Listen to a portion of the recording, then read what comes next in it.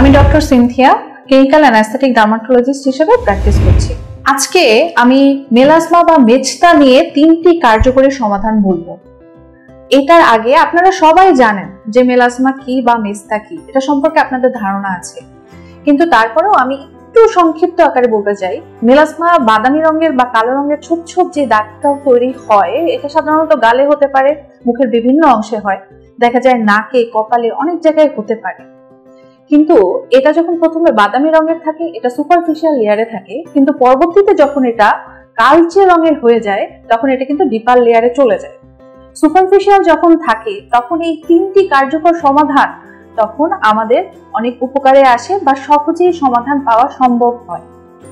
আমরা প্রথমে কি বলবো, প্রথমে ট্রিটমেন্টের জন্য প্রথমেই সানস্ক্রিনটি অবশ্যই ব্রড স্পেকট্রাম হতে হবে, 30+ থেকে 50+ হতে হবে, এবং এটা নিয়ম আছে সানস্ক্রিন ব্যবহারের। প্রথমেই এটা আপনার যখন সূর্যরশ্মিতে যাবেন তার 30 মিনিট পূর্বে দিতে হবে, এবং কিচেনে যখন আপনি কাজ করবেন তখন কিন্তু সানস্ক্রিন ব্যবহার করতে হবে, এবং এটা 2 ঘন্টা পর পর আপনার রিঅ্যাপ্লাই করতে হবে। মেলাজমা পেশেন্টের ক্ষেত্রে টিনটেড সানস্ক্রিন খুবই উপযোগী।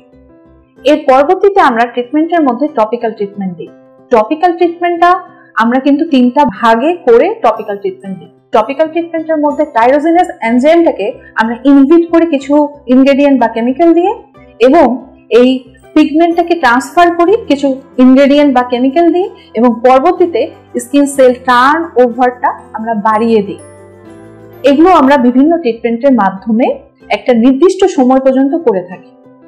এছাড়া আমরা কিছু অ্যাডভান্স ট্রিটমেন্ট করি, এবং আমার চেম্বারে আমি এই অ্যাডভান্স ট্রিটমেন্টগুলো করে প্রতিটা পেশেন্টের ক্ষেত্রে, মেলাজমা পেশেন্টের ক্ষেত্রে আমি কার্যকরী একটা সমাধান পেয়েছি, এবং এটা কন্ট্রোল করা সম্ভব এবং এটা হালকা করা সম্ভব হয়েছে। তার মধ্যে মাইক্রোনিডলিং, পিআরপি এবং কেমিক্যাল পিলিং ম্যাজিকের মতো কাজ করে।